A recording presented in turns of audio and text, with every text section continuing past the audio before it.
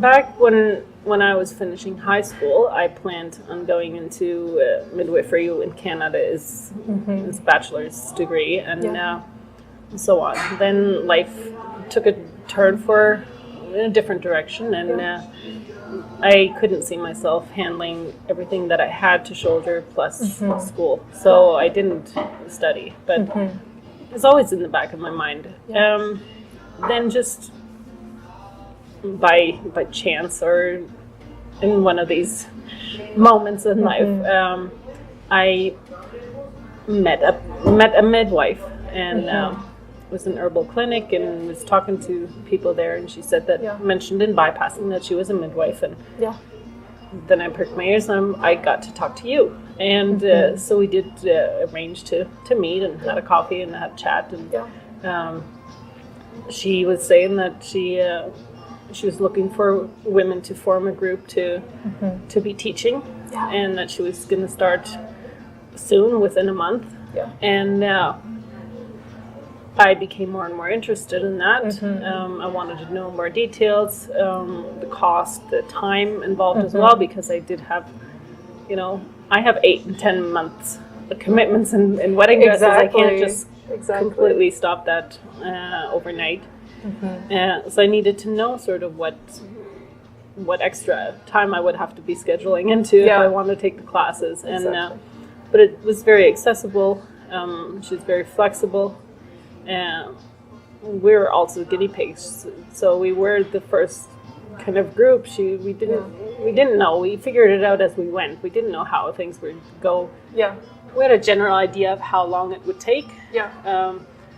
But it ended up taking a little longer than we'd expected. And so I didn't want to leave the classes, and so even with the competition Master Chef and with my other sewing classes, there's moments where I missed out. But I feel I wasn't too far behind, even if I did miss a few classes. That because it was something I've been interested in for 20 years. So as a reader, I had been reading up a lot. There was information that wasn't entirely new to me, and that did help me throughout our classes. So all in all, I think we had about 16 or 17 months that we had weekly classes and some clinical experience, and after that have moved into a lot more of the clinical part and more of the experience as an apprentice. And so was this through the Servicios de Salud, through something private? Midwifery is not officially a career here, so there is no official studies. Our teacher, she's a registered midwife in New Mexico. And through invitation from various Mennonite families, moved here 3 years ago. And opened up Casa Gilberto Birth Center, where we're now practicing. None of this is really related to any of the official health services. For sure. So it is very much private attention. Unfortunately or unfortunately, depending on how we look at it, it's not really regulated. And which is something the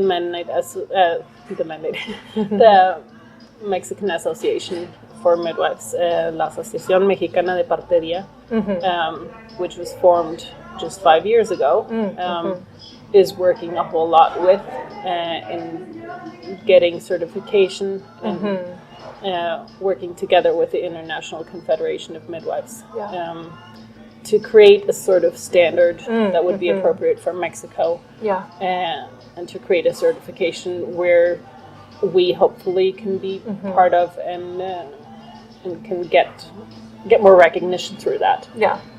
As it stands now, we're lay women working in conjunction with doctors, which we have.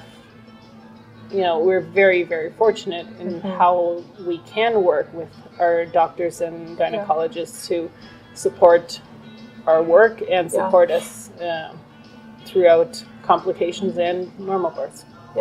absolutely. And so midwifery has really been part of Mennonite culture for a long time. For you, is this also a cultural endeavor as well as the medical and professional work? It is sort of all integrated, Yeah. yes. We used to have the children at home. Yeah. The way I see it, it's sort of the people my age, so the 30s and 40-year-olds, around that time is when they started going to hospitals a lot more. Yeah. There was more access to doctors, and that's when they started seeking that attention much more. Yeah. Which I'm sure has helped with some of the mortality, infant mortality as well as maternal deaths. And but somewhere along the way we lost midwifery, and in the last 20 years, 25 years, it has gone over so far to the other side and been so medicalized, which is unfortunate. There's a lack of information that was here, a lack of education to some degree, that childbirth and women's health in general is not talked about. Yeah.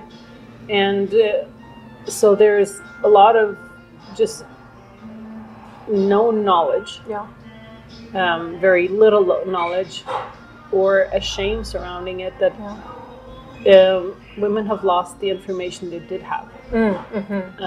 Breastfeeding is a complete lost art for so many women here. And this is stepping back and empowering women in our community to take back what they need. We have a lot of traumatized women, such a hugely high rate of C-sections, and which needs to change.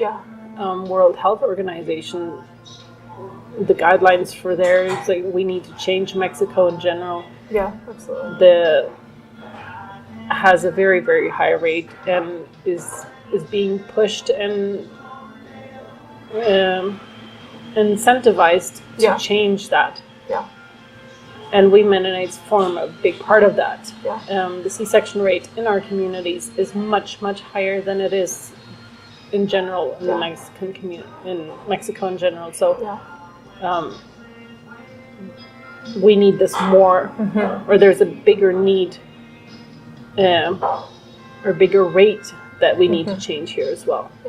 Would you attribute some of that loss of information, the loss of empowerment, and then this higher rate of C-sections among Mennonites to language barriers that exist when women, and especially traditional women, are interfacing with the medical system in Mexico? A big part of it is language barrier. And it may be the biggest one. I don't know which one is bigger, the lack of information, or because then not knowing you can't advocate for yourself. And there's so many, I've heard this from before I was 20. You know, I would hear stories of, well, the doctor said this, and basically that amounts to the doctor scared them into a C-section. For sure. And when there was no real medical reason for it. As midwives, we know, and even not as a midwife, you don't have to be a midwife to know that it is a lot more convenient for a doctor to perform a C-section that is scheduled than having to wait around to wait for when is your baby going to come, and when you are in labor, then when is it going to be born. Well, and that financial incentive as well. And financially, you know, they get more money from a C-section than from a normal birth.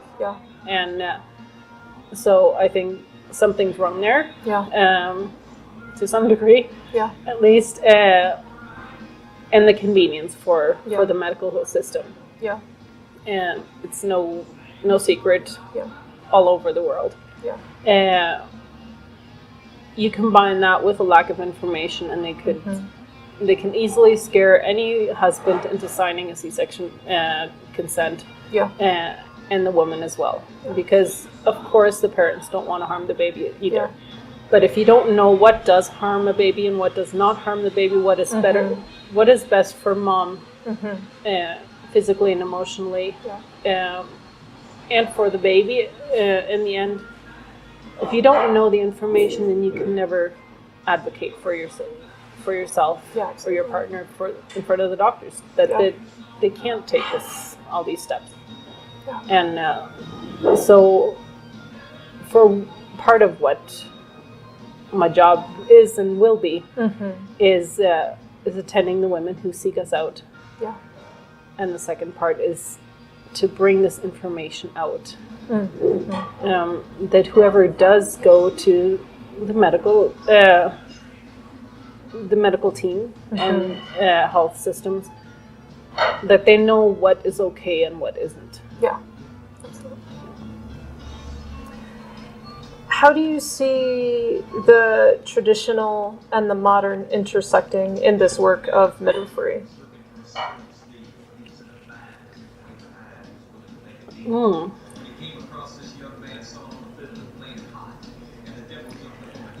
I think the traditional still, there is a respect and to some way a deep knowledge of the traditional, of what used to be.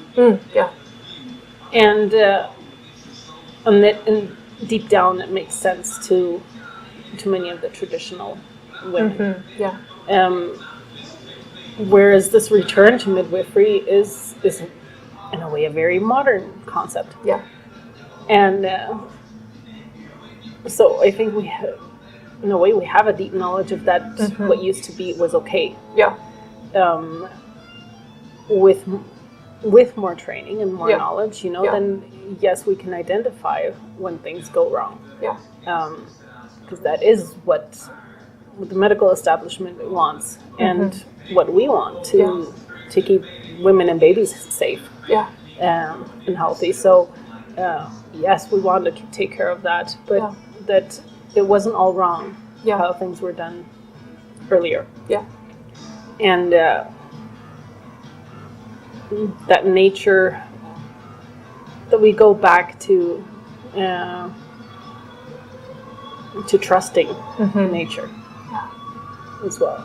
And I think it does go, because midwifery in a way is a very modern concept, it does appeal to a young generation of mothers. Yeah. One of the most beautiful things that I always or I've noticed more in the last 10 years is that our pregnant women or women that have a baby, families that have a baby, will receive food for a number of weeks. A person who is sick will generally receive food at home, and so the family doesn't have to worry so much about it. And that when caring for a sick family member, that they can do that without having to worry too much about how they're going to feed the rest of the family. So that is something we do very well. And I would like to keep that. I hope that stays here. Other communities can learn from that. There's a close-knit component to the community that's great. There's many experiences in this last year that I appreciate a whole lot. There's something about living and growing up in a community and they know you all your life. That can help you out when you're in dire need. So that would be great to keep.